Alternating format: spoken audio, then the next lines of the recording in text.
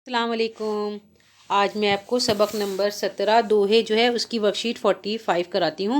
इसमें जो ये शेर लिखे हुए हैं इनको आप सही से पढ़ लीजिए, समझ लीजिए, फिर हम इसके नीचे जो सवाल लिखे हैं वो करेंगे। जैसे पहला शेर है, बड़ा हुआ तो क्या हुआ, जैसे पेड़ खजूर, पंथी को छाया नहीं, फल लागे अति दूर। दूसरा है, माखी गुड़ में गड़ी रहे, पंख रहे लिपटाए, हाथ मले और सर धुने, लालच बुरी बलाए।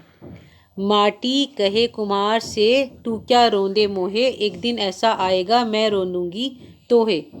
कबीरा खड़ा बाजार में लिए लुकाटी हाथ, जो घर जा रे आप ना चले हमारे साथ। इसके बाद ये लिखा हुआ है, दर्ज बाला इक़्तिबास किस सबक से लिया गया है और इसके मुसन्निफ़ का क्या नाम है। तो इसका जवाब आप ये लिखें कि दर्ज बाला इक़्तिबास सबक दोहे से लिया गया है और उसके शायर का नाम कबीर है। पहले दोहे में कबीर ने क्या बात कही है? पहले दोहे में कबीर कहते हैं कि अगर कोई शख्स सिर्फ लंबा हो, उसमें समझदारी अक्ल ना हो, तो वो ऐसा है जैसे खजूर का पेड़ जिसका ना तो फल मिलता है और ना छाँव।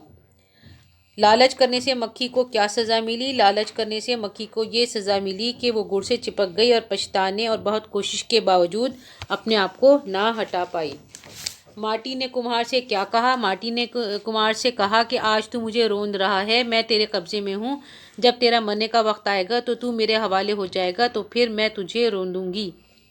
आखिरी दोहे में कबीर ने क्या मशवरा दिया है? आखिरी दोहे में कबीर ने मशवरा दिया है कि लाठी से सीखो, अगर अपनी जान पहचान मिटाकर जलाकर राख करने की हिम्मत है, किसी के काम आने का जज्बा है, तो करके दिखाओ।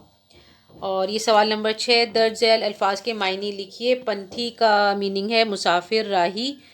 और अति का मतलब बहुत, माटी का मतलब मिट्टी, लुकाटी का लाठी और लकड़ी, आपना का होता है अपना। सवाल नंबर 7 में खाली जगह को भरिए जो ऊपर लिखी हुई हैं और आप इनको पढ़ लें, और इसमें अल्फाज भी दिए हुए हैं और ये बहुत आसान है। अगर आपने पढ़ा है तो ये आप फिल खुद ही कर सकते हैं। वैसे भी आप माशाल्लाह 9th क्लास के स्टूडेंट हैं, आप खुद कर सकते हैं, इसलिए आप इसको खुद कर लीजिए। और अगर आपने अभी तक हमारे चैनल उर्दू सफ़र को लाइक, शेयर और सब्सक्राइब नहीं किया है तो ज़रूर करिए, ताकि हम वक्त पर आपको आपका काम भेज दें। अल्लाह हाफिज़।